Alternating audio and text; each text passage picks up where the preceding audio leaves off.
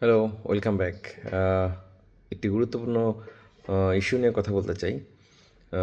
আমাদের দেশে আসলে এই মুহূর্তে এত পরিমাণ নতুন নতুন ইস্যু তৈরি হচ্ছে, একটি ইস্যুর উপরে আরেকটি ইস্যু ধামাচাপা পড়ে যায়, যার কারণে অনেক গুরুত্বপূর্ণ বিষয় চোখের নিমেষেই আসলে আড়ালে চলে যায়, যে বিষয়গুলো আসলে আলোচনায় থাকা উচিত এবং বাংলাদেশের প্রয়োজনে, রাষ্ট্রের প্রয়োজনে আলোচনা থাকা উচিত বলে আমি মনে করি। আজকে একটি পত্রিকায় দেখলাম যে অভিযোগটি আসলে অনেকদিন যাবতই আমরা শুনছিলাম আনঅফিসিয়ালি, কিন্তু অফিসিয়ালি আজকে একটি পত্রিকায় দেখলাম যে আমাদের যে অন্তর্বর্তীকালীন সরকার ছিল, ইউনূস সরকারের অধীনে যত উপদেষ্টা ছিল, প্রায় সকলের বিরুদ্ধেই কিন্তু ব্যাপক দুর্নীতির অভিযোগ ইতোমধ্যে দুর্নীতি দমন কমিশনে জমা হয়েছে এবং দুর্নীতি দমন কমিশনে যে আনুষ্ঠানিক অভিযোগ জমা হয়েছে তার পরিমাণ দুর্নীতি দমন কমিশনের থেকে প্রাপ্ত তথ্যে বলছে যে এত পরিমাণ অভিযোগ আসলে জমা হচ্ছে, যা আসলে অতীতের যে কোনো রেকর্ড ভেঙে দেবে বলে মনে হচ্ছে। প্রায় প্রত্যেকটা উপদেষ্টার বিরুদ্ধেই অনেক বড় বড় দুর্নীতির অভিযোগ ইতোমধ্যেই জমা হয়েছে। আপনি যদি বলেন যে প্রধান উপদেষ্টা ডক্টর মোহাম্মদ ইউনূস, তার বিরুদ্ধেও অনেক অভিযোগ, এবং সবথেকে আশ্চর্যের ব্যাপার তার বিষয়টি হলো তার বিরুদ্ধে যে অভিযোগগুলো আসছে, সেই অভিযোগগুলো আসছে গ্রামীণ টেলিকমের যে কর্মকর্তা কর্মচারী, তারা এই অভিযোগগুলো করছে। তাদের যে অভিযোগ সেটি হলো ডক্টর মোহাম্মদ ইউনূস তার নিজস্ব ক্ষমতা ব্যবহার করে একটি নিজের নামে গ্রামীণ ট্রাস্ট তৈরি করেছেন এবং সেই গ্রামীণ ট্রাস্টের মাধ্যমে তিনি বিপুল পরিমাণে কর ফাঁকি দিয়েছে এবং বাংলাদেশের বাইরে বিপুল পরিমাণে অর্থ পাচার করেছে। এবং এই যে অভিযোগ, এই অভিযোগগুলো কিন্তু মানে আনক্লেইমড নয়, যে কেউ নাম পরিচয় গোপন রেখে করেছে। গ্রামীণ টেলিকমের অনেক কর্মকর্তা কর্মচারী তাদের নাম পরিচয় সহ কিন্তু এই অভিযোগগুলো করেছে।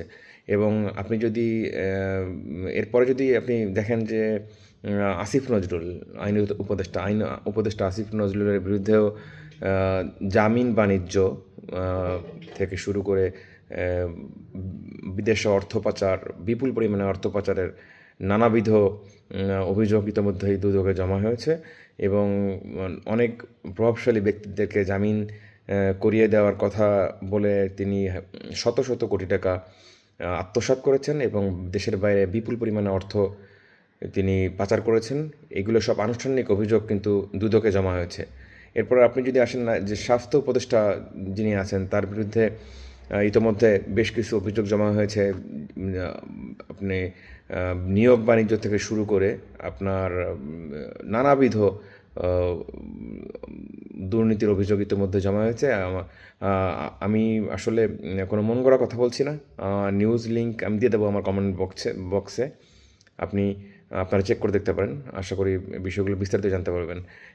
এরপর যদি আপনি পরিবেশ উপদেষ্টার কথা বলেন, রেজওয়ানার কথা যদি আপনি বলেন, উনি কিন্তু মিডিয়াতে অনেক সুন্দর সুন্দর কথা বলতেন, কিন্তু উনি এই পরিবেশ বিভিন্ন প্রকল্পের বিপুল পরিমাণে অর্থ তিনি আত্মসাৎ করেছেন বলে বিভিন্ন অভিযোগ কিন্তু ইতোমধ্যে দুর্নীতি দমন কমিশনে জমা হয়েছে। ছাত্র উপদেষ্টাদের মধ্য থেকে যারা রাতারাতি আঙুল ফুলে কলাগাছ হয়েছে, আপনি যদি আসিফ মাহমুদের কথা বলেন, আসিফ মাহমুদের বিরুদ্ধে হাজার কোটি টাকার দুর্নীতির প্রমাণ, যে অভিযোগ কিন্তু ইতিমধ্যেই জমা হয়েছে এবং সে বিপুল পরিমাণে অর্থ দেশের বাইরে পাচার করেছে এবং বিটকয়েনের বিষয়ক নানাবিধ অভিযোগ তার বিরুদ্ধে কিন্তু ইতিমধ্যে জমা হয়েছে। মাহফুজ আলমের নামে ঠিক একই রকম অভিযোগ দুদকে জমা হয়েছে।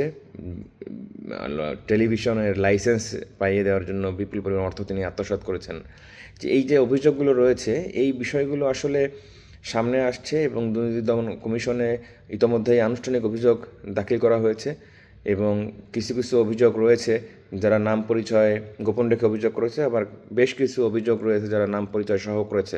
সুতরাং এই বিষয়গুলো যদি আমরা আসলে আলোচনা না রাখি, তাহলে দেখা যাবে যে সামহাও এইগুলো লোকচক্ষুর আড়ালে চলে যাবে এবং যারা আসলে বড় বড় কথা বলতো, আসলে ইনসাফের কথা বলে, সততার কথা বলে, কিন্তু আসলে তার এই কথাগুলো বললে তার নিজেদের স্বার্থ হাসিল করে গিয়েছে, বাংলাদেশের জন্য বিন্দুমাত্র কোনো পজিটিভ কিছু বয়ে না নিয়ে এসে এগুলো কিন্তু আসলে সামনে আসবে না।